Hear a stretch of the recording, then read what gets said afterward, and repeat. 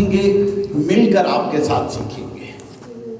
आज खुदा हम सब के साथ कलाम करेगा, आपके वसीला से, हमारे वसीला से खुदा खुद आपसे बातें करेगा। इससे पहले कि हम खुदा के कलाम की तरफ जाएं, हम थोड़ी देर के लिए अपनी आंखों को बंद करेंगे और खुदा की हजूरी को महसूस करेंगे। ओ कुदूस बरहक और सच्चे खुदावंदा, तू जो वादों का सच्चा खुदा है। आसमानी पिता, हम तेरा शुक्र करते हैं तेरी हजूरी के लिए, तेरे इस प्यार और तेरी इस मोहब्बत के लिए। आसमानी पिता, इससे पहले कि हम तेरे मुकद्दस कलाम में से कुछ बयान करें, हम इस काबिल नहीं हैं आसमानी पिता कि हम अपनी तरफ से कुछ कह सकें। हम तो तेरे नौकर, तेरे खादम, सिर्फ चर्च का दरवाज़ा खोलते हैं और तेरी रूह कुदस यहाँ मौजूद हो जाती है और तू अपने वादे के मुताबिक यहाँ मौजूद हो जाता है और तू खुद अपने लोगों से हम कलाम होता है। आसमानी पिता, इनके दिमागों को तू पाक और साफ कर दे, इनके दिलों को साफ कर दे, ताकि तेरा खालिस कलाम इनकी जिंदगियों में असर कर सके। ये सब कुछ मांगता हूँ तेरे प्यारे बेटे हमारे यीशु मसीह के वसीला से, आमीन। आज हम कुछ क्वेश्चन आपसे पूछना चाहते हैं अपने भाइयों से जो यहाँ पर मौजूद हैं। पहले पॉल भाई से कि आप चर्च में क्यों आते हैं, बताइएगा। क्योंकि मैं जिस क्राइस्ट के साथ रहना चाहता हूँ, उसके एटर्नल लाइफ में उसके साथ अपने गुनाहों की माफ़ी के लिए हमेशा हमेशा के लिए अब मैं जिस क्राइस्ट की हजूरी में रहना चाहता हूँ। आमीन। ये बंदा खुदा की हजूरी में इसलिए आता है कि ये खुदा के साथ रहना चाहता है। तो जब आप खुदा के साथ रहना चाहते हैं तो खुदा ने भी आपके लिए कुछ गिफ्ट, कुछ तोहफे रख छोड़े हैं जो अभी आपको वो देगा। शफी भाई जो खुदा के खादम हैं, खिदमत करते हैं, एक सवाल पूछना चाहता हूं कि आप जब चर्च में आते हैं क्या सोचकर, क्या लेने के लिए प्रभु के पास आते हैं? सबसे पहले तो मैं उन तमाम बरकत का, उन तमाम नेमतों का जो खुदावंद यीशु मसीह ने मुझे अता की हैं, उनका शुक्र अदा करने के लिए आता हूँ। और दूसरा, उस हमेशा की ज़िंदगी को जिसके लिए हमारे खुदावंद यीशु मसीह ने अपनी लानती मौत, हमारी लानती मौत अपने पर लेकर जिस मकसद के लिए किया, उस मकसद को पाने के लिए आता। हालेलुया। खुदा ने अपने खादमों के लिए, अपने लोगों के लिए खास तोहफे रख छोड़े। अभी खुदा का कलाम खुद आपसे बयान करेगा कि आपको इस खिदमत का क्या वो सिला देगा और आपके लिए उसने क्या रख छोड़ा है। आमिर भाई जो खिदमत में हिस्सा लेते हैं, पूछना चाहता हूँ आपसे भी आपकी ज़िंदगी के तजर्बे के बारे में। जब आप खुदा के हजूर में आते हैं क्या सोचते हैं, क्या चाहते हैं वो आपको दे? जब मैं खुदा की हजूरी में आता हूँ तो खुदा मेरे करीब आता है। जितना हम खुदा के पास आएंगे, उसके घर में आएंगे, तो खुदा हमारी ज़िंदगी को तब्दील करेगा और हमें जिस्मानी और रूहानी तौर पर जो है वो बरकत देगा। मैं इस ईमान से आता हूँ, जब उसके करीब आएंगे तो हमें जिस्मानी और रूहानी बरकत से मामूल करेगा। आमीन। बहुत ब्लेसिंग बातें थी, बहुत अच्छे ख्यालात थे, लेकिन खुदा का कलाम कहता है कि फरदौस में, जन्नत में उसने आप लोगों के लिए, अपने रासबाज लोगों के लिए ताज रख छोड़े हैं जो वो आपको देना चाहता है और वो उसने वादा किया हुआ है और वो आपको देगा, क्योंकि वो वादा जो करता है उसे पूरा करता है। हम बहुत सारे ताज हैं बाइबल में, आज हम सिर्फ 5 ताज और इनाम जो फरदौस में आपको मिलेंगे उस पर बात करेंगे आपसे। दुनिया की दौड़ जो है वो लगी हुई है, भाग दौड़ में लगा हुआ है इंसान एक से बढ़कर आगे निकलने के लिए। आप देखते होंगे इलेक्ट्रॉनिक्स में एक कंपनी एक नया टेलीफोन निकालती है, उसके दूसरे हफ्ते एक दूसरा टेलीफोन निकला हुआ होता है। कारोबार में एक दूसरे से आगे बढ़ना चाहते हैं। एयरलाइंस में आप देख लें, कॉलेज में देख लें, स्टूडेंट्स में देख लें, किसी भी जगह चले जाएं, खिलाड़ी हों, खुदा के खातम हों, मुबश्शर हों, सब चाहते हैं कि वो एक से बढ़कर एक आगे बढ़ता चला जाए, दौड़ता चला जाए और कुछ ना कुछ हासिल करे। आपने देखा होगा बड़ी बड़ी कंपनियां साल के बाद जब देखते हैं उन्हें एक अवार्ड मिलता है। रेस में जो लोग दौड़ते हैं आखिर में जो जीतता है उसे भी इनाम मिलता है।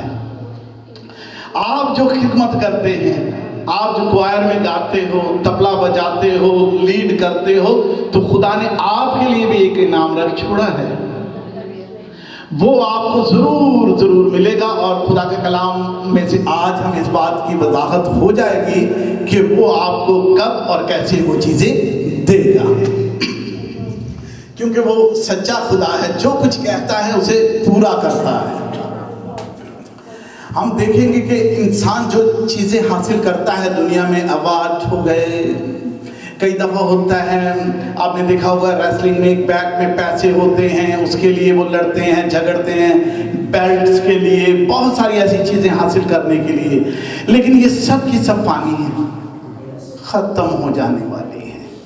लेकिन जो यीशु आपको तोहफा देगा और जो चीज़ वो आपको गिफ्ट देगा, वो ना कोई आपसे छीन सकता है और ना वापस ले सकता है, ना उसे जंग लगेगा, ना उसे चोरी कर सकता है, ना कोई उसे चुरा कर ले जा सकता है। हम देखेंगे इस बात के लिए कि सबसे पहले जो हमें इनाम मिलेगा वो क्या होगा और कैसा होगा। अपनी अपनी बाइबल्स को खोल लीजिएगा और हवाले अगर कोई नोट करना चाहेगा तो वो भी अपना पेन का इस्तेमाल कर सकता है। 5 खास इनाम जो हमें मिलेंगे वो 5 ताज हैं। ये किन लोगों को ये ताज मिलेंगे इसके बारे में हम खास गौर देखेंगे और खुदा का कलाम में मुक़द्दस हमें क्या बताता है। फर्स्ट जो पहला ताज है वो रास्तबाजी का ताज है। जब रास्तबाजी का जिक्र आता है तो वो लोग हैं जो खुदा के बताए हुए रास्तों पर चलते हैं। हम यूसुफ की तरफ नजर दोहराएंगे। खुदा के कलाम में उसके बारे में ज्यादा बातें नहीं लिखी। उसके बारे में कहा गया कि यूसुफ रास्तबाज था।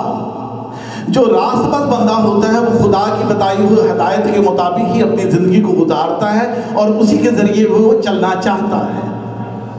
और हमें बहुत सारे रास्तबाज लोगों के बारे में देख सकते हैं। बाइबल में हमें बहुत सारे लोगों को बताया गया है और हम देखेंगे तो मोतियस 4 बाब उसकी 7 से 8 आयत नहीं सेकंड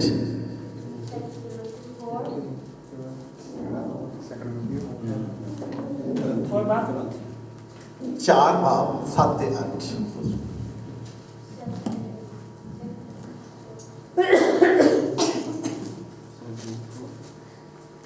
मोतियस 4 बाब 7 से 8 है। मैं अच्छी कुश्ती लड़ चुका, मैंने दौड़ को ख़त्म कर लिया, मैंने ईमान को महफूज रखा। आइंदा के लिए मेरे वास्ते रास्तबाजी का वो ताज, मेरे वास्ते रास्तबाजी का वो ताज रखा हुआ है जो आदिल मुनसिफ यानी खुदावन मुझे उस दिन देगा, और सिर्फ मुझे ही नहीं बल्कि उन सब को भी जो उसके ज़हूर के आरज़ूमंद हों। हालेलुया। हालेलुया। सिर्फ एक को नहीं मिलेगा। ब्रूस अपने लिए ये बात नहीं कह रहा कि ये ताज मुझे मिलेगा। खुदा के मुकद्दस लोगों जो उसके हुजूर में अपना टाइम गुजारते हो और उसके लिए अपना टाइम को वक्फ करते हो, ये ताज आपके लिए भी है। अब ज़रूरत इस बात की है कि हमने इस ताज को कैसे हासिल करना है। रास्तबाजी की ज़िंदगी जीने इतना आसान नहीं है, क्योंकि पहले ज़माने में भी जो रास्तबाज थे उनकी ज़िंदगियों में मुश्किलातें आती रही हैं और उन्होंने बहुत सारी ज़िंदगी मुश्किलातों में भी गुजारी हैं, और आज भी जो रास्तबाजी के काम करना चाहता है, जो खुदा के रास्तों पर चलना चाहता है, उसके लिए आसान कोई काम नहीं है। हमेशा उसकी ज़िंदगी में मुश्किलातें आती हैं, और ऐसा भी होता है कि मुश्किलातें पैदा कर दी जाती हैं, और बहुत सारी रुकावटें होती हैं। जो खुदा की रास्तबाजी के काम करना चाहता है या उन रास्तों पर चलना चाहता है, उसके लिए बहुत सारे काम हैं। खुदा के बहुत सारे बंदे हैं जिनका हम जिक्र करते सकते हैं, बहुत सारे नबी हैं जिनका हम जिक्र कर सकते हैं बाइबल में से, जिनके बहुत सारे नाम हैं। इब्राहिम है, यूसुफ है, इसहाक है, बहुत सारे खुदा के लोग हैं जो रास्तबाज थे पुराने अहदनामे में। लेकिन आज भी इस दौर में बहुत सारे रास्तबाज लोग मौजूद हैं। इंसान होते हुए इंसानों से गलती हो जाती है, लेकिन वो तौबा करते हैं और कोशिश करते हैं कि खुदा की राहों पर चलने की, जबकि ये बहुत मुश्किल काम है। इंसान एक दूसरे को चांस नहीं देता या उसे उलझाना चाहता है और इस रास्ते को रोकना चाहता है, ताकि वो ये इनाम जो खुदा ने उसके लिए वादा कर रखा है कहीं वो हासिल ना कर सके। शैतान जो है खुदा के कलाम को जानता है, और वो चाहता नहीं है कि कोई बंदा इन चीज़ों को हासिल कर सके, क्योंकि ये खुदा के कलाम की गहरे भेद की बातें हैं, ये मुक़द्दस कलाम की बातें हैं जो वो जानता है और आपके रास्तों को ब्लॉक करता है। आपको कई दफ़ा होता है चर्च आने से रोकता है, कई दफ़ा ऐसा होता है आपकी ज़िंदगी में इस तरह की मुश्किलातें पैदा कर देता है कि आप जो है ये चीज़ हासिल ना कर सको। अब हम देखेंगे दूसरे ताज की तरफ, ईमानदारी का ताज। ये ईमानदारी का ताज, ये फतह का ताज है। ये ताज उनको दिया जाता है जो अपने आप का इनकार करते हैं, मतलब अपनी जिंदगी दूसरों की खिदमत के लिए वक्फ कर देते हैं। कलाम में से पढ़ेंगे, खुदावंद के पाक कलाम में हमें इसके बारे में क्या बताया जाता है। पहला कुरिन्थियों 9 बाब 24 से 27 आयत तक हम पढ़ेंगे।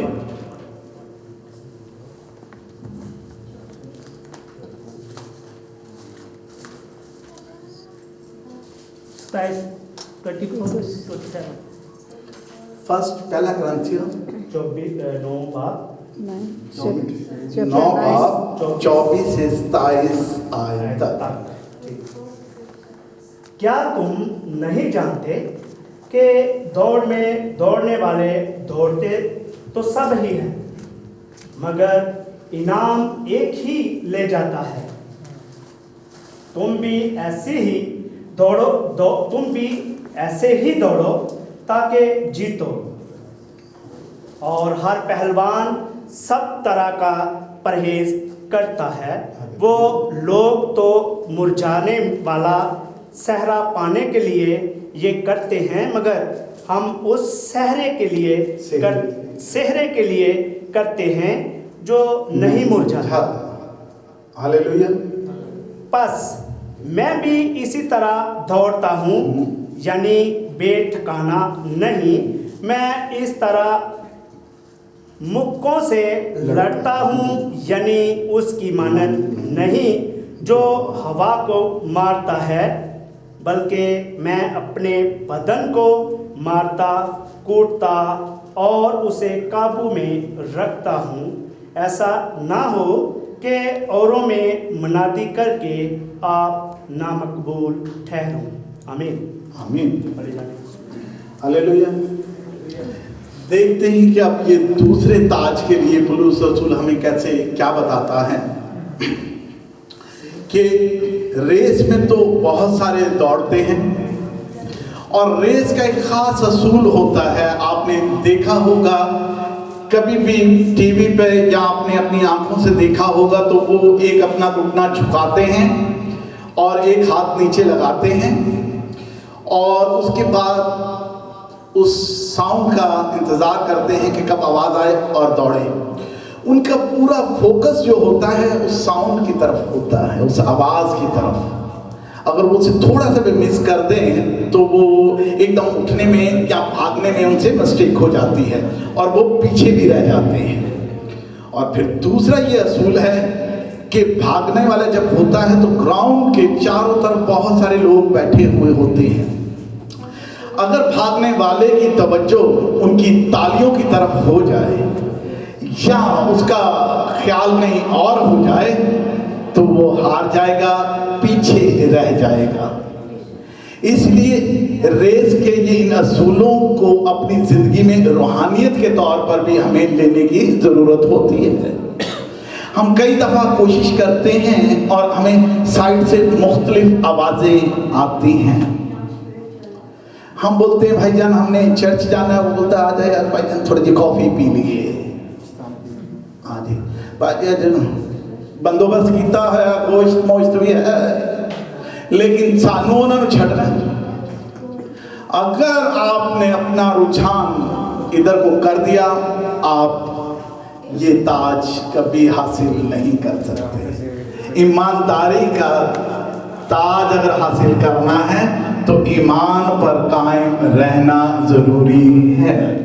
क्योंकि अक्सर ज़िंदगी में लोग ऐसे कोशिश करते हैं, पाजी काम लब्बा तेरा भी काम तो मेरा भी काम, आप ईमानदारी से कल्टी हो गए। जब आपको खुदा की राह पर चलना है और दौड़ को दौड़ना है तो आपको अपना फोकस बिल्कुल क्रॉस पे रखना है, अपने यीशु पे रखना है, तो फिर आप ईमानदारी का ताज जो है हासिल कर सकते हैं। क्योंकि ये बहुत मुश्किल बात है। बहुत सारे ऐसे लोग हैं जो बहुत अच्छी तालीम हासिल करते हैं और उसके बाद जाकर वो गवर्नमेंट की जॉब नहीं करते, बल्कि किसी प्राइवेट स्कूल में, क्रिश्चियन स्कूल में पढ़ाते हैं बच्चों को। वो जो उन्हें नॉलेज जो मिला हुआ होता है वो खुदा की राह पर खुदा के लोगों के साथ बिताना चाहते हैं, उनके साथ शेयर करना चाहते हैं। उन्हें तनख्वाह तो कम मिलती है लेकिन वो खुदा की कलाम को दुनिया तक पहुंचाना चाहते हैं और वो अपने इल्म से बहुत सारे लोगों की मदद करते हैं, बच्चों की, बड़ों की, यतीम बच्चों की, औरतों की। वो चाहते हैं कि उन्हें जो खुदा ने इल्म दिया हुआ है, जो नॉलेज दिया हुआ है, उसका सही इस्तेमाल करके इस ताज को हासिल कर लें। वो अपने इल्म का ईमानदारी के साथ सही इस्तेमाल करते हैं। इसी तरह खुदा के मुख्तलिफ खादम हैं, वो भी अपना जो नॉलेज, जो उन्हें ईमानदारी खुदा ने दी हुई है, उसका सही इस्तेमाल करते हैं। वरना अक्सर ऐसा भी होता है, सुनने में आता है, पास्टर जी भी दुआ करते हैं, 5 यूरो वाली दुआ करवानी या 10 वाली करवानी, चाय वाली करवानी या गोश्त वाली करवानी।